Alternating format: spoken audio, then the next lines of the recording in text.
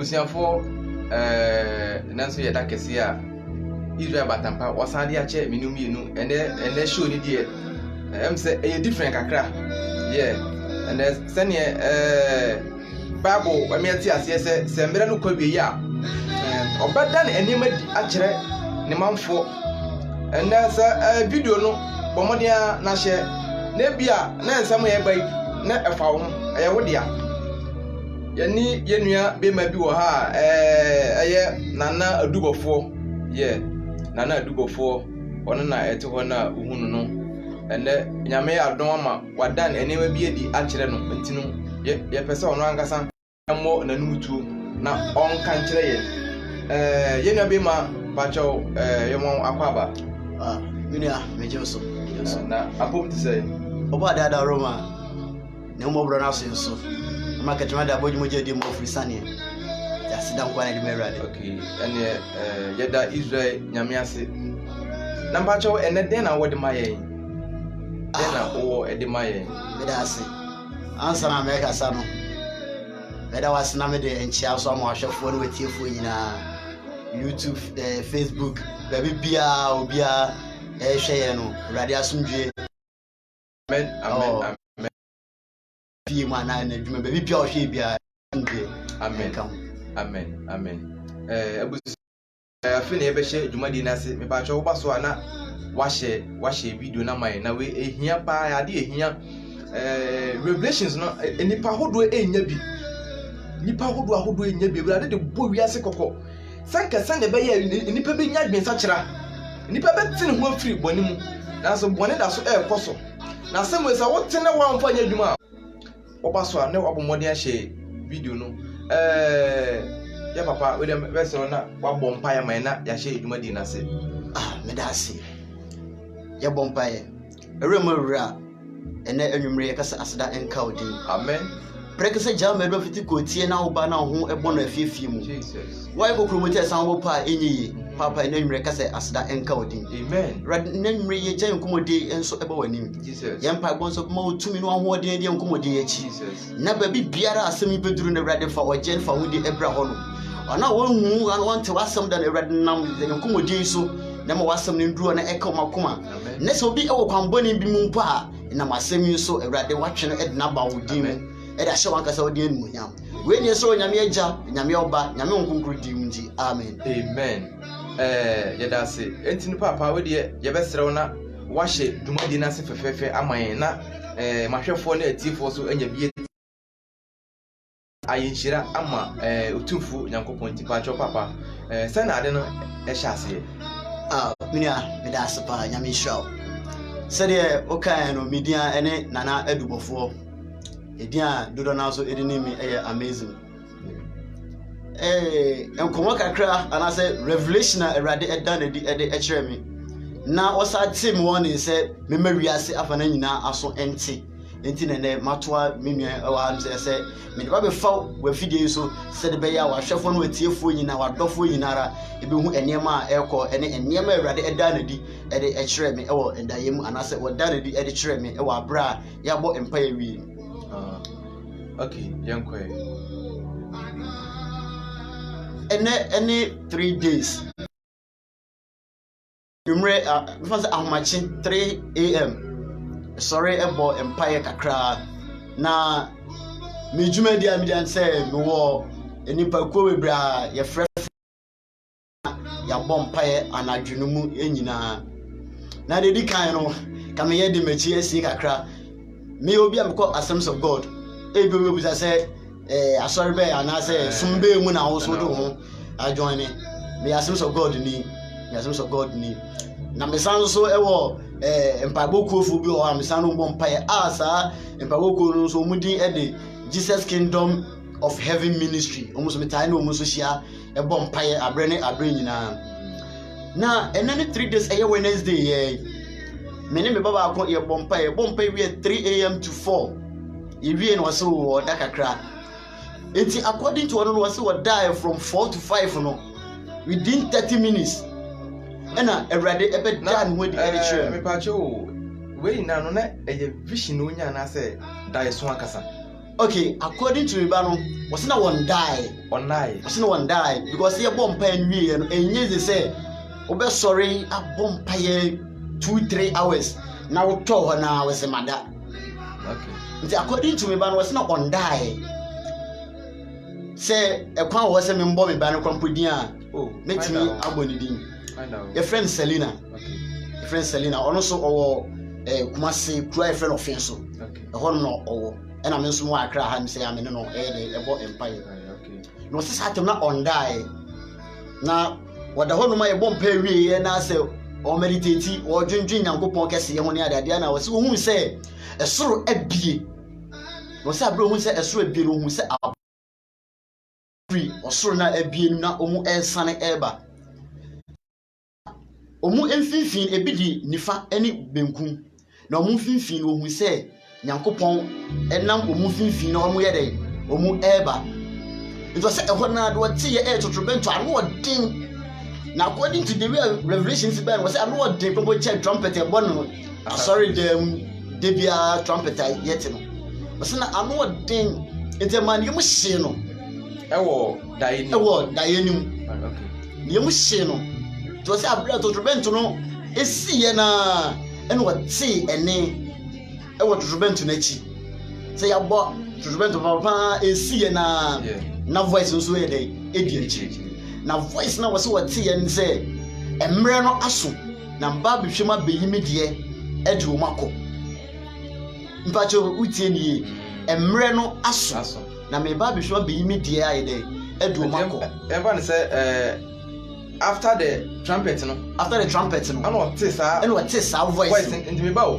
abenu ebo wie na nsa o te say enipa no okay abra trumpet no esiye na and also what voice no now was according to the voice in city no people cho say ahwefo a mo hwem say ye be tia on say empty room e dan ahwe enim o kasa de we si ejijimu no eku I say echo na da asfamania I say ko this na what voice no I say ejiji emu na be fanjiji o kan revelation ni kura na o kan ba bi say urade no I say apra na ne say dodo dodo o say ejiji ite mani mu hye no to do say o ka say emre na so timba bi hwan be yimi die ewom edu makọ no say ni mu hye no wa na ni ba no so asem so timbu say say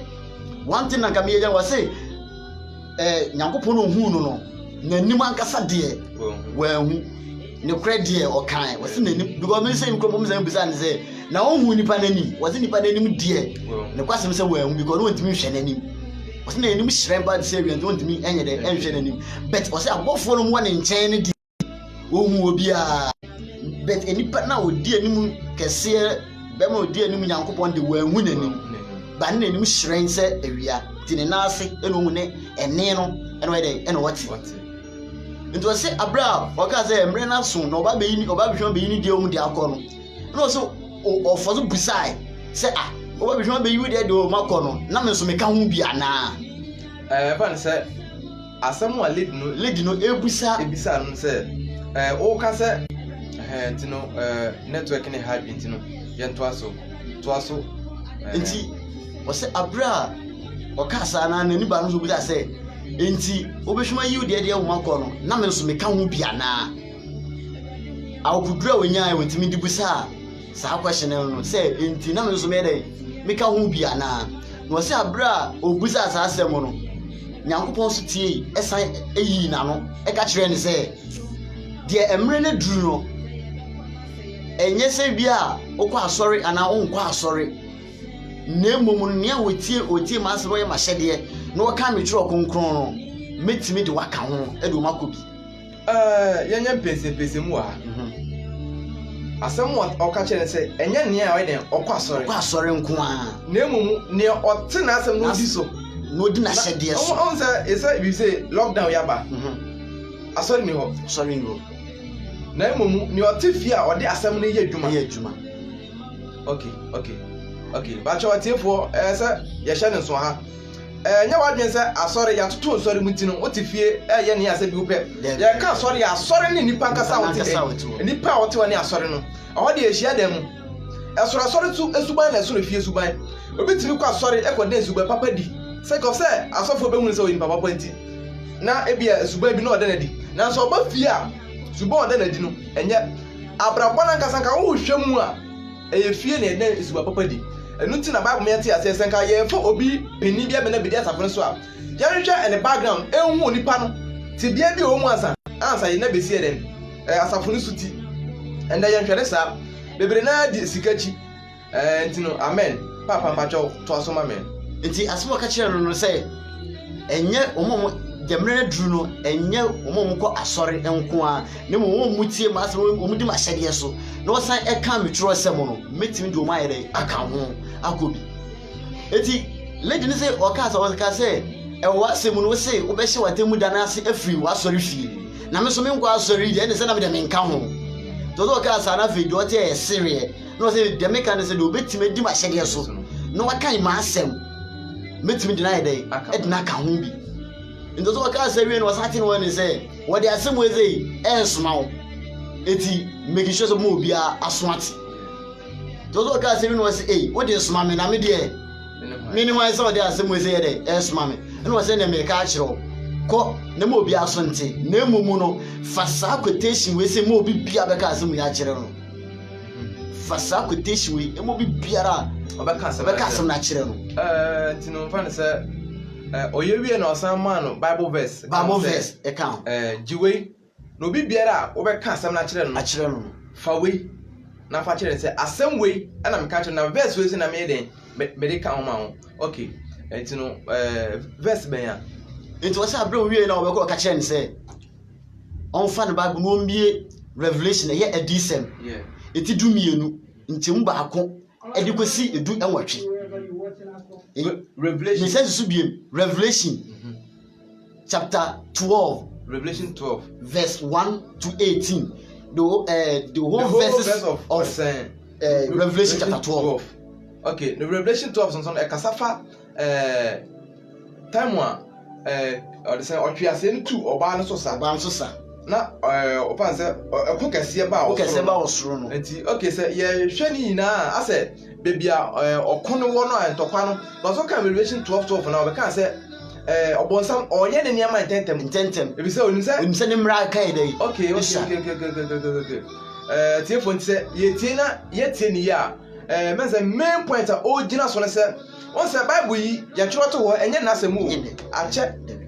ana woka revelation 12 na ɔsɛ ɔbɔnsam onim sɛ ne bere aka ne yɛtiatia nti ɔyɛ ne nneɛma ntɛntɛm nti de wa imagine tam a yɛde twerɛ bible to hɔ na yɛka sɛ wiase bɛsɛ na up to date ɛnsɛ ya hu sɛ bere no abɛn wode hu nneɛma ɛsinsin wiem kora na hu sɛ wiase de aba wie yɛ prɛko pa at once nti na ɛntwɛ sɛ ɔretwa akɔsɔre ansa na hu de bia mbɛtena ha meka ne sɛ onim sa wo masu a me da enu na hia me emfa wo na do ya abɛya ma sɔre emfa wo papa ya abɛya wo masu ade a kristo na nkasa wa bɔkɔ ya to sɛ yɛhwɛ so na yɛnsua no ukwatie enye yie amen nti papa mpacho to asoma me nti we any quotation a ɔde ma no ɔde gya me ba no in fact ade ba ko a me ba no wɔka yɛ ma me mfomfo me hu sɛ yɛ ade no ɛyɛ serious no sɛ ɔsɔre yɛ na no wɔfrɛ me na abro wɔfrɛ me na wɔka asɛm no na osu do sɛ na me nyina ne nkyɛn bet sɛ obi kasa ne sɛ suko ahu ehin na sɛ ɛno de ho because onse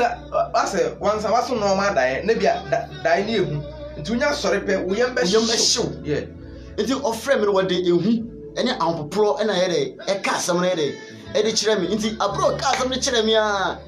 na adeɛ bɛkye ama wonya sa revelation no na me ma baako bi nso afrɛ me me ma baako bi so afrɛ me ɔno so ɛfrɛ me Mandora ɔno nso ɛwɔ manso data na manse west ko Ashanti regional ofa Obuasi road no ɛna ɛde kɔ me etiefo mu amuni mu ɔno no mbo yɛfrɛ Mandora ɔno nso kɔ CAC ɔno nso kɔ CAC na ɔno so afrɛ me aka daye so bia ɔno so aso 3 days before me ba no so deɛ no eba ɔno nso daye no so ɔno nso ka kyerɛ me ne sɛ abanse okay to aso ɔno nso deɛ ɔka kyerɛ me ne sɛ na yɛ sɛ maame di ka frɛ me kan ansa na me ba no nso ba bɛnya nsa revelation nso bɛyɛ dɛ abɛfrɛ me aka kyerɛ me no enti ɔka yɛ na no madwen ba maame ne deɛ no so me maame ne deɛ no sɛ daye we say the same things na me maami eyi de kire me this had me serious the man can me parent me nua ma me from guys no me pese me ba wa videos na me no be di nkomo se de be ya nipa ni be da ho no because anya ba ko mienu and I no say pepe na yinti se de maami no so de no si e dey esi eye me maami no so e de nse oso so da ye no ohun se atwede me pa cho se atene grass dey ni ma atwede was atwede tintin free esoro e di be si e form was atwede no left and right say no eye abofo nko a me bawo atwede tintin efiri soro nto no so dey dae onso dey dae ntin atwede tintin wo so no ana abofo left and right wow na pa cho ohun atwede ne kala was it actually like as a murunkum form of bibisa murunkum be pam just me gidi say ka murunkum a bebrena ni murunkum was it not as a murunkum into a white murunkum be a white into either say actually any black and I say but murunkum na cover it ohun ni say white and I dey ho no was it abra actually no ohun ye no ohun above for left and right in ohun wo but o say atwede ni etifi so mu ho o say ehon no strength say awia ehon strength say awia a won hu enipa kopati am ye dey wote won eye me maame ne de no o say atwede bi si won na afi de enipa e fro atwede no e dey e kosoro o say do hu ye ne say abofo no enchenchen no o mu na hye white a red ebobo o ban ti say ye tie ni ye a abofo no wo atwede no left and right ana ohun se obi nso e wo atwede no atifi a ehre say wi ana ohun se nipa efro atwede no eko na ono akasa no no owen me da se pa sa question mi sun bisa maame no no so ka chim se na odi nipa no ma omu so ye dey omu kobi no wase wo hu se abofo no wo left and right no ndo ma tare no mani do hu bibia so mu na hye white na red ebom omu do hu ye no abofo ni na wo hye white na red dey ebom omu na enipa no efro atwede no 1111 nti wase abro mu furu ko manu kakra no hu se sa red na bo abofo no mu bi no omu de abetwa atwede na sese like o ma chechire atwede omu de abobo epo ha eno ma twu na abobo ha ena nipa no mo na ewo red ni down ne chese ase barrier bi ababes okay ena omu maka ne dey obusai se na de ntino omu maka ndi omu ntimi ma na ye de red etwa yemu a omu de omu ntimi ma entina eho no ono na aka se onya asa de no na no ono na fro nti otwa nyi na omu se omu de red na ye nipa gu ono enu obusa se entina ono na waduru mfimfini na safina na omu frako na afi no omu frako okay enu obusa sa question no to zo obusa sa question no wase ene a wote ye no wase enye abofo no mo nchen ne te said dia me ba no enya ye se na voice ni mo odu na ejije no wase won nya the same voice say wo mu do mu ntimi ma wo mu die o mu ntimi emma asemu ehon na asem no to aka na me wo mu do mu ntimi ma to zo ka sa na ye no kakra no wase me pa cho adintum do mu ntimi ma na according to ma me no obo enema 5 pe mi de mi fa bi nka ho ena mi bi because nda so na mi ni hobi but wase obusi as adinto ntimi ma wase voice no ka kire ne say wo maka no adwamamofo wo atiefo yenhwe na yenhya adewe so enema options a odema ntia na o ka say sankrofon etumi enter to heaven ena akamia say adwamamo akrisofo yafa ne normal ene yasanya brofudia man dating yase enya ferie biemu what you say enema num no de ma no asa anema we nso ne esi omkwan heaven omuntimi nko ana oka nema num we so so eno nche se ne wa moso no eno okwakoye bia heaven obeko dabi wankasa wonim bible no enema awurade nankasa ochiri ene ne wonchiri amen enti papa achoto asoma amen it is said na make no wase enema 5 ena wase obodi nchire no me so me fa bi meka ho because there so na me ni ho eno die me nya saade no me omso da no wie no ma frɛ me aka akyere because say me no omo ye dey ena bo mpaye o ka kyerɛ me say adwamamofo ye dey ewom pacho one no nantini twitwa pacho say ka nantini twitwa yenti ahayi ye kasa obi ye nantini twitwa awu say ye wo nkrofo bi wo ha ase ebinum bu ebebi say kono ngo kaya ono awoswa ono so mo bi so enso anko aba say adwuma mu on pe pose na di brebu ho ntino na wodi enkonkonsa bi ne nsa bi akoyi nsa bi ano kire ebi adwuma wura no say opese yenyi onipa ne de na ono nkonko hye ho ana nye we ngwane na ntitwa kase ye bobɔ so enema bebre ne mu enema wo kan se enantitwa say wo twitwa obi nanti ade anim kura no say wo mu ade wo mu kura na wo say anim wo pefem onipa nim nti ye hye no so amen e ba joto aso say de me kan no o say adwamamo nantitwa konkonsa ono be kan papa mu atiefo onsa o hwe asem bo Proverbs chapter 6 the verse number 16 na o say ade asia yi na awurade tan and ade nso yi so na ne kra chiwade ye enantitwa ka ho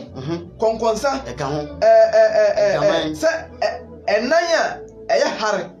ekoka moje di bimugo eye nema ketekete nipa envalue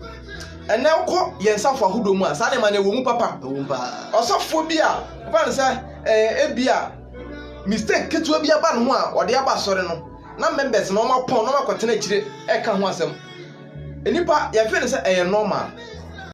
asa enantitwa enna ode say o say adwaman enantitwa konkonsa no man dream to etino yanko so it o catch the toss enum ne say was in the time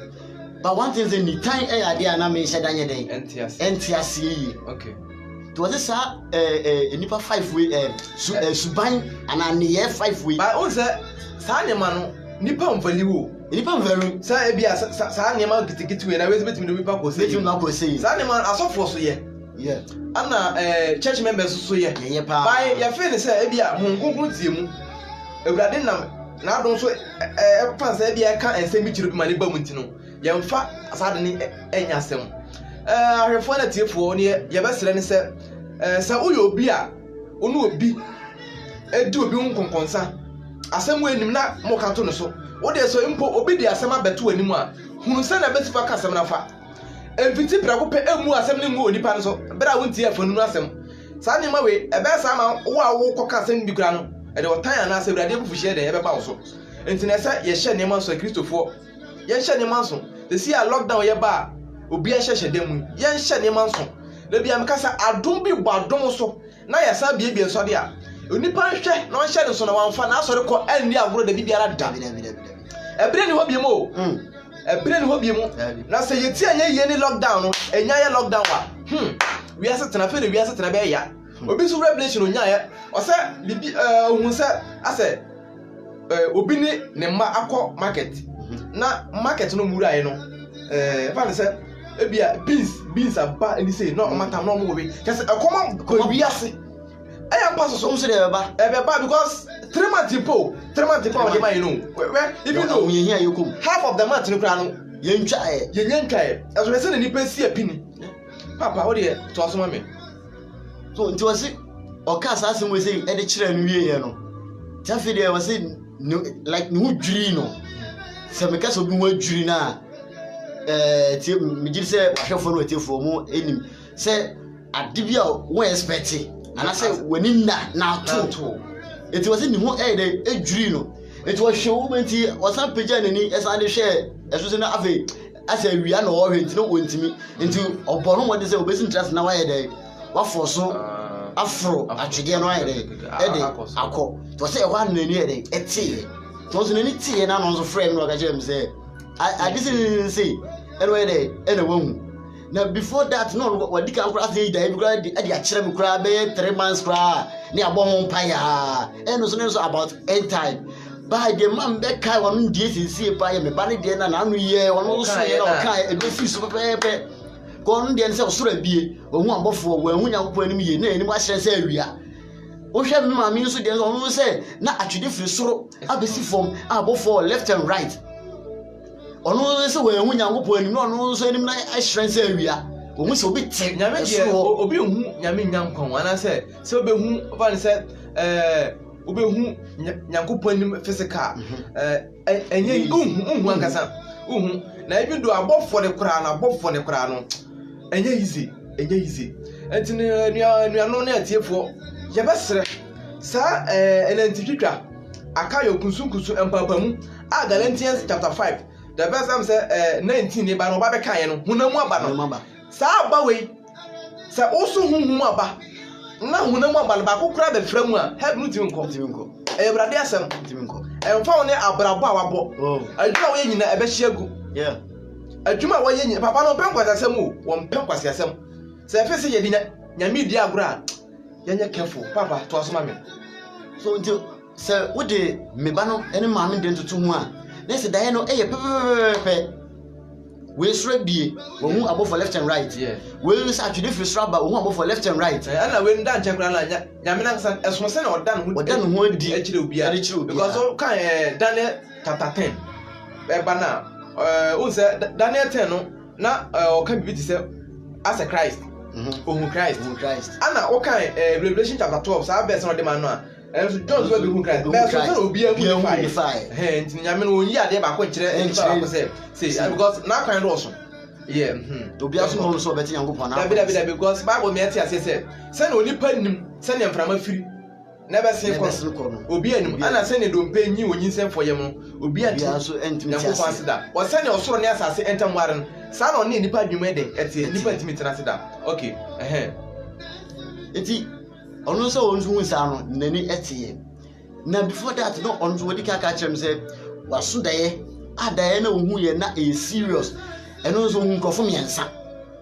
awo ne daye ni kunu ono animu ena one sister be onzo ye na danfo but one de minimu no bo say na danfo oso ono so mu say asase like earthquake ase asase so na emu paise ne ni pawrum na aka atua eti omu di America omu ko nana se ebu e wo machi eba ebu wo machi eba ento se adu ye se odu obi no na asa garden backyard garden o se na emu asa nnuaba berebi mu emu ofe bet ni ato wo atwam afa ho na wuduru ho no ma awodi bitim bewura mu na wahwiri na wakwesi garden mu a adena no papa bedu ano wo pe etimi enuru garden nim na chese e limit okay eti wa betimi ahwiri wo no esi garden nim de na wanya nkwaje wo no so na enye ize because abrabo tene ne na say bibi nnu mu a ontimi enye ize o say Bible ka ba bi say emre bi ba da nipa ebe pa mu aka say ana say obebo Kristo din no obetimi nya nkwaje ana Kristo din na bo so no say nyame honhom nnu mu a ontimi modin ni da benne enipa emfa din ni nya hwe ya tu din ase ena Abraham te ase onye Kristo bebo ne ma even though papa no o say asendu ya sokra na yeye na yakaya de no o ka kire om say Awurade fa che om na ne omo ye nkro mu nim enti no de bia me na meka masam say Kristo so wo hwe Constantine ne bra so a stadium no me de Kristo fo agogu ho no mo jai jata no mo wie Kristo fo ye de second twa binum just ye nipa ayakaya de na mo ensam keke ne betia me jai Kristo so eni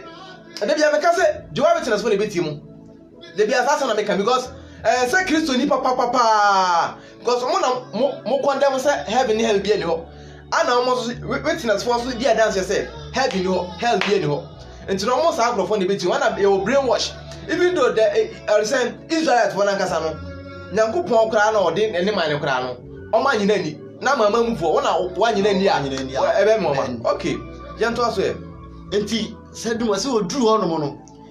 ahodin be vre no ma wotimi hwiri kosi garden nim to se fo mu se ni kunu ono ankasa ni kunu ma no ma mpanyini ni kunu ono so ahwiri agina wo no so na aka so be hwiri ai dai asi garden nim wa free chire ho abesi wo no so aka so be hwiri asi inside nzo se do wotimi ka nse miwura yire ho ne hwiri na wo mpira nzo so ka asa no ena ni kunu so etu no to garden ni bibi ono no won na say wa hye ni nkura mo no so yere ejampo aba to say sister ne kan na dan fo pa no waka echiro no so yiri ho bra fansa bra na mi nso mu was no so voice no what tin no atwede no so the same voice can say went me ma to so kasa no ni yemhye otwa ko he garden na ni kunu so ngwa na ere e ho honom enipa no o ma se makogu garden mfimfim so ba mu garden mu ba mu nyi mfimfim e ba cho mate de bichire na se ase because everyone say afa no owurem etu onya 19 nuru mfimfim honom e ba cho so mate ase nti no ani ni kunu no anu afro mbeko mfimfim nti na enipa ni bi wo mfimfim honom eto ye say na dafo no so enfo so mra no na what we say we di won timi ere emma to so twa ni we na chi obi anyina honom enipa no be mo no so mutwi say obi be ka say we di won timi ma because on no kasa no enipa ni gina wo na chi to won kasa kese say de be ya obi o wa achiri e be ti aka kira say we di won timi ma ba na voice no so mu ye den e mu ye du eto say e won obi say adenti won di won timi ma wasi we wase aware obusafo yentie ni yo wase wa den wasai aware it went me ma to so tesa ni mu hye wase wona na wo so profit no ere onyane ye hash asanu mu wasai aware na yes one dey according to me ame no ni revelation onye nyina no ye bobon kofuko bi kire no ana che say kokobon susu aware say no ade we ade a edi ni panya wasase we so se bia fa ne se obi aware obi agyan eso se one ne twempra na one na wo eno de different na me nua wonim se nyankopon so ne ni aware mu pa okay Malaki chapter 2 the verse number 14 na kai se awurade nyankopon one omana tibire mu yere dansini because awurade ne ni waware mu because okay Proverbs chapter 18 the verse number 22 na okay bi se ne wanya gere no wanya adepa na wanya awurade ho de ani so aware so ya de awurade na kasa wa wo de ni ato fiti wiase fiti ase enu nti na okay Matthew chapter 19 the verse number 3 ne ba na wo se asua Pharisee gon bebi se awurade bi sa de nti na Moses mom sa awade gya won ono ka chon se esan se makoma de nti ene Moses ye de wo hye sa bra na ma but fiti ase no anya sa na de na de tie aware de awurade ne wo mu minua be ma wotie me se bia wo ware agya ya me pa acha wo hwe one sign mistake ankwa ware bi mu aso sa won na wo ay different but so wa je no ho ade de amabusuafo di adanse wa ye no ho ade a enye etin sa ho asem na make am aware ankasa go wankasa watu wasai awade ye sha de we so ena yama me de kasa aware ya abusia mienu akasia agiatum no agiatum ombetena abusia mienu agiatum no matena se ne nyankopon nipa abam abehira so amenyankopon abehu abedi mu adanse ene frɛ na aware yankwe nze kasa obi ato aware a enye se bia obi twe nkwasampra twe no dabi na bia wagya no se wato aware minua se obi twe mpra na mehu no aka je se mpra na mo twe na enye ne se mu je wasem ma se aware wenya ware se ye fesu mi yu atawasi genyi atene mo me mu aten on sa Christopher lankasa no your problem obi ya dey si ya na okokọ kape was hey ubu maten na dabi o mpra twe na wotim na wo twe no me kan cho so be ko heaven dabi me kan cho so be ko heaven me ntimi kan cho cause o ye den so tempra na wu nkwan dia hell wo be ko so e be kan say na si mabu aten nkwan dia ene me okay cause eja na ogbo ame no or the attempt na man ma say dey nti wo say okay say 1 Corinthians na okay say munim say enipa de bebu abofate na say nipa ye bebu abofate say ye di nsem ketwa na wo te bonim na ye be ka kire wo say asumasi boni ye wudi de e be lidu akohela eno so ehu atemu a mabu ni say oh okay e won mambu yankwe papa so nti so waka kire say we wa say aware to aka say nti maame no frame waka asem busan say na sa sister no wunim ni say wa ware ejai anase on ware no so wa ware na wa jai ma wonu ankasa krompo ere aka bia wo so ere on ware no bi ena me say enti ho no me sheda ba honam mu kakra obuza say ma na wonyini say wode ne ho dae na akọ wode ne ho adwendwe na akọ dae ma na wo so wo dabi na dabi bible so me eti ase say agi adwambo nkwa na tete aware na bia minim ne enti sister no wojai aware ne de bai me susu say bia oja onini jaye no e bia one obi foforo e hyew. Well, me said on say maame na ye obi a na o ka kire me na ono so na me den no. Ana yen nsem bia so na e no betimi aka kire no. Because me ne ba ne me. Yeah. Ne ba ne me because ne ma bebre e chen me. O ma o mu chen me. E na so me chen ne ma ni bi. Eti no me friend ma breko pe. On so friend me nana. Me din ane nana ntimi on so friend me nana. Eti na me ntimi enye dey embusan more details. But daily mu aso kan say wase aware. And I mean so one thing at times I mean say revelation be ba me fan personal say me nko ana asisi. Etimi obi a. Ensem mo asisi no. Mo gide say mahwefo na atiefo bebre na nam social media. Yenua bema me say John JS Kobina ana ye papa Francis Kofi Anano ye brother Lawrence Amufa chase ye onipa bebere Yakopon da sa ne ma di kirem o di bo wiase kokko be say ye time we wahu ye time we se nipa sesa na adwen wahu ebrade obegutu create say or say Sodom Goma sa pepe no be no me say Ghana ha bibi ye hu hweda na ayese obi yare ebu ha yare mo da na da yare be so no say yare ne bo no wahu obaye ne den yare hwe odi be ko wum o man Ghana atore ncham to yeda na da to renche beto o man Ghana say grim no wahu yenya yapuma sibire atofo atiefo mum ye hwe nyema yie wiasena abeyo aben eni mesisi nyina di adanse say Kristo oba oda na di say na Joel chapter 2 the verse 28 nbe kan say mre bi beba obema enenko ane enfina so anda ebi so benya edusori hu say ma de ba mu eni ma de ba ade na say yedi nyema di agro yedi ye life eto chacha time ni ho me say de bia me betra ha some me kan say ye aduma na evangelism na eyefo why because o ka sabana chiro bi mfo so fa hyini mu ka kira ne keke o asa wa kwa hospital na bia nurse ne mu aduro ono de do na makeke oba no onu fa ne ho abi enti why dey asam na ma ho wo na so ye hu adwuma amen yankwe enti abra wa ka sa so we chairman in fact me momu de o ma bi no mu ehia bompa ye ne adade de my ma from de pa ama me no makasa pa na se de be asem bedu akiri no okay eno ni ade a me ehia me because me ba no say ma obi bia so nti me so me nua me amini say me kwa sense of God no wa ka kire me members and I say me ko Jesus Kingdom of Heaven ministry na me say wa ka say na kire wo mu me sha me na mo for me ka kire wo mu kutimi nko ba bia social media here social media here also ye me nua me ne wa ena de bia ye kire radio asem am say no ese be fa wo fidie yi so no obi so tibi because we ha no pa say we ase fa na nyina enipa hu ne ekoso e wo fa say me chan yi so enti alofo ensase ye fa ne ma agro so dabi time ni ho ye gusu bokoko be say ebere we nya ebere a ye ba be ka kiro say ubeye sika ubetukan me ya oba me ni ko be she bia me shew one say 2019 ye shew kom say afi 2020 ubedi yie afi ni abesinse wiem ye bai but o ye die no aba say asu betukan e da witiri wo betukan afi passport say you ready kwai passport no aye ready ko full plane na ko enu ntira de bia ye ka chem say o kan Matthew chapter 6 the verse number 33 na what ye ni kan hwe osoro ahenie ane ne tire ne kan hane na ne ka nyina wo de be kan ho eni pa pe hwehwe ye hwe bi tse Paul